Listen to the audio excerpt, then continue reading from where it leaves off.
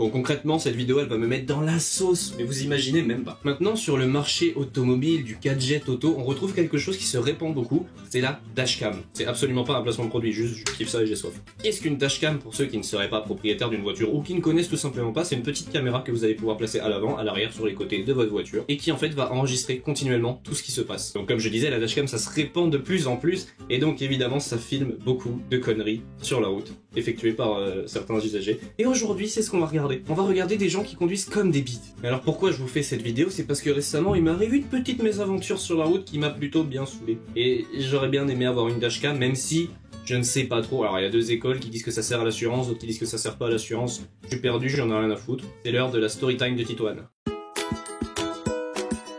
Hey, coupe-moi cette musique de merde. J'étais donc au volant de ma Porsche GT3 RS, une 308 bleue, en train de rouler tranquillement. Il y avait une voie.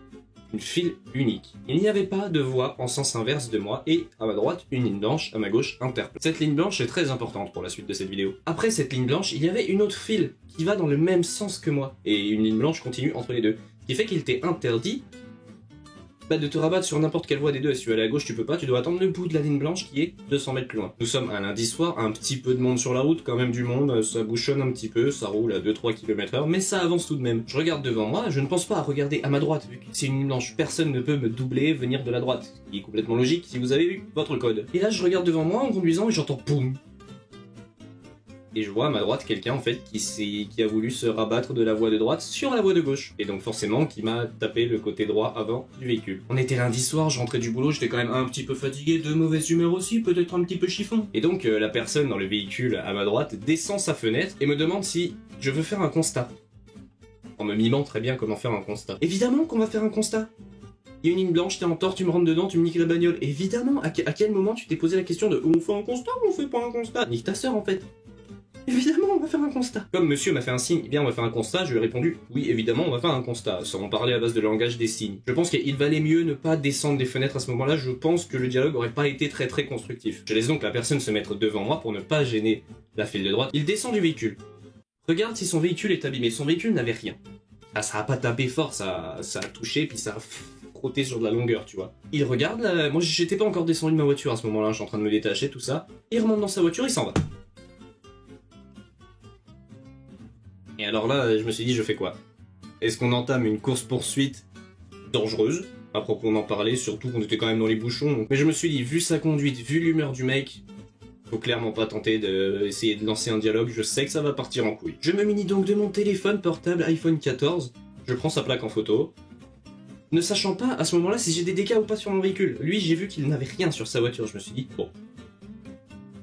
Peut-être que moi j'ai rien, tu vois, t'as capté. Je continue ma route, je rentre chez moi, je m'arrête au bord d'un champ, sur une petite aire d'arrêt, quoi, avec des tables de pique-nique et tout. Je descends ma voiture et là je vois clairement que l'avant droit est niqué. Et ben moi ce que je fais, c'est que je file tout droit à la gendarmerie. Je leur explique la situation, ce qui s'est passé. Et alors là, le mec me dit, eh non mon petit monsieur, moi je peux rien faire. Et, comment ça, tu peux rien faire? Il dit, ah non, non, à partir du moment où le monsieur il s'est arrêté, il a voulu faire un constat. Eh ben, c'est pas un délit de fuite, je ne peux rien faire. Eh ben, c'est parti. Un délit de fuite, c'est quand tu refuses d'obtempérer à quelque chose. En l'occurrence, faire un constat. Donc il y a des fuites. Chose à laquelle il me rétorque qu'il va falloir que je me démerde avec mon assurance. Aucune preuve. Juste ma parole contre la sienne. L'assurance a dit c'est simple, c'est 50-50. Je paye 200 balles d'assurance par mois pour que tu me dises frérot c'est 50-50. On t'a niqué ta bagnole? Ralasse la note mon pote. Bon bref, c'est la fin de la petite story time qui était déjà assez longue, donc je vous propose qu'on commence la vidéo. Let's go, c'est parti, on commence tout de suite avec la première dashcam. J'aurais jamais cru que c'était le gramme. Me dis pas qu'il va pas s'arrêter, il va... Oh. Wow. Mais moi, dans ces situations-là, je me pose toujours une question concrète qu'on se pose tous, c'est il se passe quoi dans la tête du mec? On peut avoir plusieurs théories, il s'est endormi, il est sur son téléphone, c'est les deux seules théories. Après voilà, moi ce que je regrette toujours sur ce genre de vidéo, sur ce genre de dashcam, c'est qu'on n'a pas le avant. Bon dans tous les cas, il n'a pas à lui foncer dans le cul, tu vois. Mais je veux dire, des fois on a des embrouilles de mecs, tu sais pas ce qui s'est passé 600 mètres avant sur la route parce que c'était pas filmé. Ou alors le mec qui filmait était en tort et il va pas te mettre l'avant, tu vois. Pour pas que tu vois que c'est lui qui était en tort à la base. Vous voyez ce que je veux dire un petit peu? Donc faut beaucoup se méfier sur les personnes qu'on croit en tort ou pas sur ces vidéos là. Bon même si là concrètement, même si 600 mètres plus loin c'est toi qui étais en tort. J'aurais jamais cru que j'étais arrivé à le gramme. Ah oui. Ah mais pourquoi pas. Ça c'est un petit peu ma phobie en vrai de vrai. En vrai de vrai c'est un petit peu ma phobie. Et genre vraiment, j'ai vu beaucoup de vidéos où les mecs qui roulent sur la route, il y a le pneu qui se barre. Genre il y a 0,0000 je ne sais combien % de chances que ça arrive. Mais ça me fait tellement peur gros. Je sais pas si vous avez connu la vidéo, j'essaierai de vous la retrouver au montage. En gros c'est une vidéo où tu vois le mec qui roule tranquille. Il y a une voiture qui est devant lui qui perd son pneu, ça finit dans son pare-brise dans sa gueule. Oh ça fait flipper frère, t'es tranquille sur la route, t'es à 2 doigts de crever. C'est comme quand vous suivez un camion, même si vous respectez les distances de sécurité, qui transporte genre des troncs d'arbres ou des gros tuyaux, tu vois. T'as toujours cette pensée au fond de la tête qui te dit « c'est le tuyau, il se décroche, je suis mort ». Vidéo suivante. J'aurais jamais cru que j'étais arrivé à le gramme.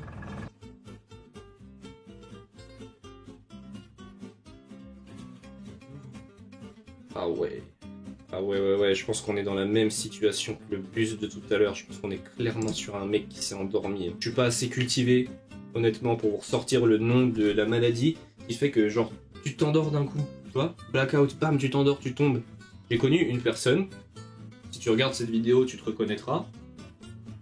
Elle conduisait sa voiture, elle s'est endormie, elle finit dans un mur. Juste ça. J'aurais jamais cru que j'étais arrivé à le gramme.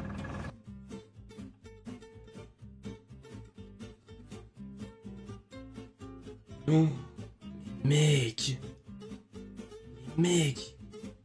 Qu'est-ce que tu fais? Attendez, je comprends même pas.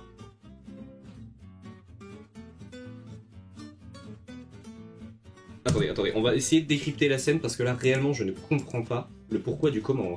Bon, les voitures roulent. La voiture freine. Dans l'optique, du coup, de s'arrêter. La meuf descend, il freine vraiment fort, hein, parce qu'avec la fumée qui ressort des pneus, mon pote. Elle referme pas la porte et elle marche sur le trottoir. Non mais... J'ai une théorie, laissez-moi boire un coup avant, parce que là, accrochez-vous bien à ma théorie. En gros, ma théorie, c'est que cette nana-là n'avait aucunement l'envie d'être dans ce véhicule. Peu importe la raison, c'est une prostituée... C'est un kidnapping, c'est ce que vous voulez, 2 personnes qui s'embrouillent, voilà. Et elle est en mode, arrête-toi, je descends. Tu vois ce que je veux dire? En mode, il y a une embrouille, elle veut descendre à tout prix, tu vois. Et donc, elle décide de s'arrêter, descendre au milieu de la route. C'est pour ça qu'elle remarche comme si de rien n'était. Et qu'elle ne ferme pas la porte. Et que le mec part la porte ouverte. C'est ma théorie. Parce que là, pour elle, vraiment, journée normale, elle va à Cultura acheter un livre. J'aurais jamais cru que j'étais arrivé à le gramme.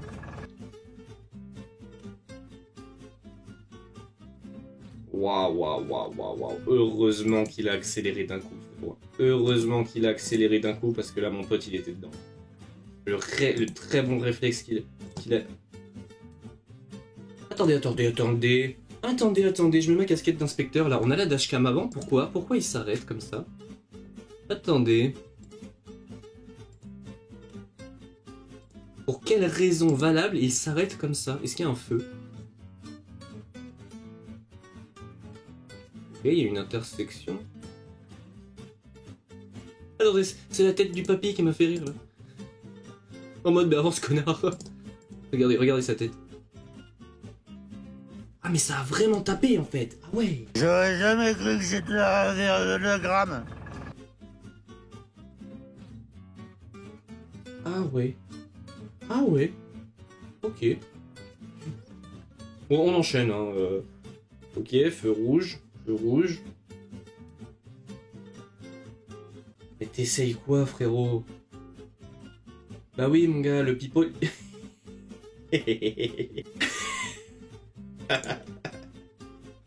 On dirait moi qui a envie d'aller au chiottes. Mais attendez, juste mon avis personnel, hein. Voilà, la voiture de gendarme qui va arriver tout de suite.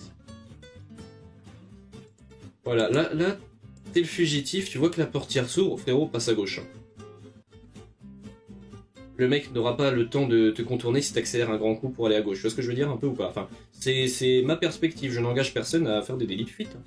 Juste, si j'avais été dans ce mec à ce moment-là, je serais parti à gauche, moi, pas à droite. J'aurais jamais cru que j'étais arrivé à le gramme.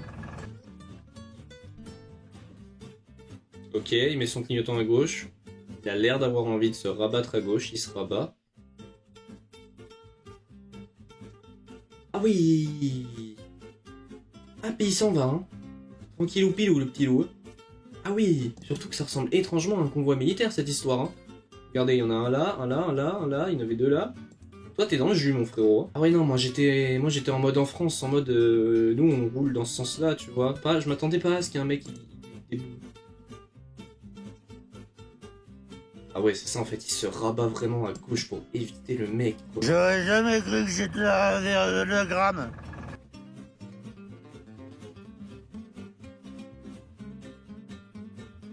Oh, mais ouais, mais c'était sûr, gros, c'était sûr.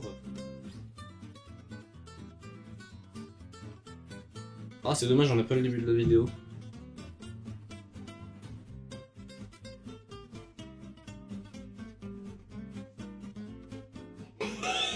Oh, je vais revoir ça. Ah, j'ai kiffé le moment, là. Regardez-le, lui. Il va en découdre, il va en découdre.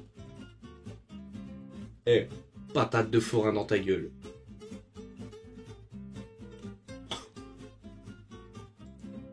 Ah là là, les cyclistes et les voitures, ça sera toujours une grande histoire d'amour sur la route. Après, voilà, je prends le parti de personne. Il y a des cyclistes qui conduisent très mal comme des bites, il y a des automobilistes qui conduisent comme des bites avec les cyclistes et inversement. Donc on peut pas prendre la défense de personne. Faut juste réussir à cohabiter, les mecs. J'aurais jamais cru que j'étais vers le gramme.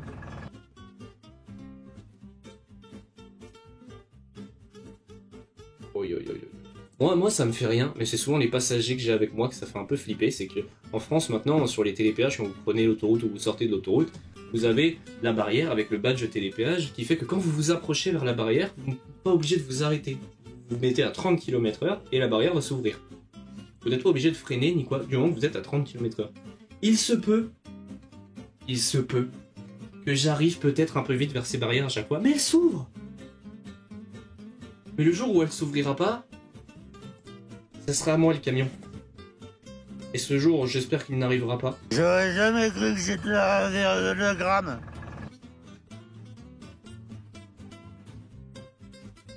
Voilà. J'étais pas spécialement en train de tourner, j'étais juste en train de regarder les vidéos là pour mon plaisir personnel. Et on arrive sur ce que je disais tout à l'heure. Doublé par la droite. Ne s'arrête pas un passage piéton. Le vélo doit être sur la route s'il n'y a pas de piste cyclable car il n'a pas le droit d'être sur le trottoir. Mais est considéré comme un véhicule. Un doit s'arrêter au passage piéton si passage piéton il y a avec piéton. Là en l'occurrence il a deux doigts de les foutre en l'air. Il fait chier les voitures de dedans. Il fait limite une jolie queue de poisson. J'ai envie de dire heureusement que le camion n'allait pas plus vite parce que... Enfin, vous voyez ce que je veux dire, c'est que cycliste, voiture, il y a une cohabitation qui ne fit pas. Bon, messieurs, dames, c'est pas le tout, mais j'espère que cette vidéo sur les pires conducteurs en dashcam vous aura plu. On aura vu un petit peu de tout, on a vu plusieurs situations, c'était plutôt cool. J'espère que cette vidéo vous a fait prendre conscience des dangers de la route, et à moi aussi, pas du tout, vraiment pas. Et de l'importance de garder son permis, et de pas faire un délit de fuite aussi pourri. Hey, je me pose une question par rapport aux gendarmes que j'ai eu à la gendarmerie. Là, en soi, la moto, elle était à l'arrêt quand elle s'est fait contrôler. Il est parti après. Il n'y a pas de délit de fuite. Il n'y a pas de délit de fuite. Si j'en suis... Ce que les gendarmes m'ont expliqué quand je suis allé voir pour mon... Enfin, même pas de mots tellement ça m'énerve. Il n'y a pas de délit de fuite, hein, si j'en suis la logique. Enfin bref, on va changer de sujet parce que ça va mériter. Sur ce, messieurs, dames, j'espère que cette vidéo vous aura plu. Je vous dis à la semaine prochaine ou avant ou après, je ne sais pas. Ça dépend de comment, si je suis à l'heure ou pas dans les vidéos. Abonnez-vous, likez, commentez, partagez, ça fait toujours plaisir. Je vous fais des gros bisous et je vous dis à la prochaine. Portez-vous bien. Je vous fais des gros bisous et ciao.